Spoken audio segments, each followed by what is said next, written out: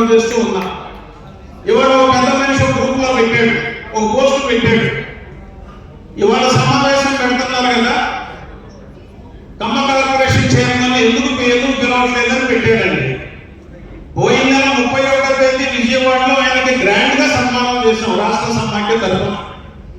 అలాగే అన్ని జిల్లాల్లో ఖమ్మ కార్పొరేషన్ డైరెక్టర్లకు మీరు సన్మానం చేస్తున్నారు. ఈ జిల్లాలో ఒక డైరెక్టర్ ఇచ్చారు కదా, అతనికి సన్మానం చేయలేని దౌర్భాగ్య పరిస్థితుల్లో మీరు ఉన్నారా అని పెట్టాడు ఆ పెద్ద మనిషి ఆ గ్రూప్ లో. ఆ మిత్రుడు ఇక్కడే ఉన్నాడు. అనౌన్స్ చేసిన అరగంటలో ఫోన్ చేసి అభినందనలు తెలియజేశాం.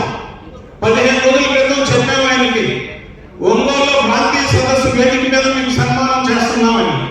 తప్పకుండానన్నా, చాలా కాలం నుంచి పరిచయం, తప్పకుండా నేను వస్తానన్నా. నాకు జిల్లా సంఘం గుర్తించి నాకు సన్మానం చేస్తుంటే నాకు అంతకంటే అదృష్టం ఏందని మాట్లాడిన సందర్భం అది.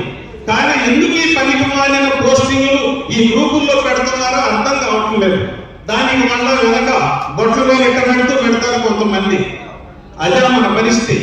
చేసేవాడికి తెలుస్తుంది ఏదైనా. సోషల్ మీడియాలో చేతిలో ఫోన్ ఉంది కదా అని చెప్పి పటాపటా పెడుతుంటే పద్ధతి అది సంస్కారమైనది. ఎంత కష్టపడుతున్నావో, ఎంత ఫుల్ టైం తిరిగి చేస్తున్నావో వాళ్ళకి తెలుసా ఇవన్నీ.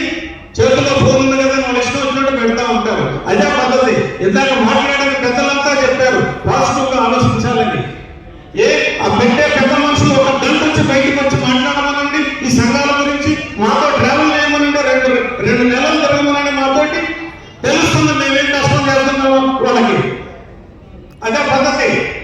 చేసేవాళ్ళు ఎంకరేజ్ చేయడం నేర్చుకోవాలి. అంతేగాని ఎవరి ఇష్టమైనటువంటి గ్రూపుల్లో సోషల్ మీడియా 5 నిమిషాలు ప్రపంచం అంతా వెళ్తుంది. అదే పద్ధతి.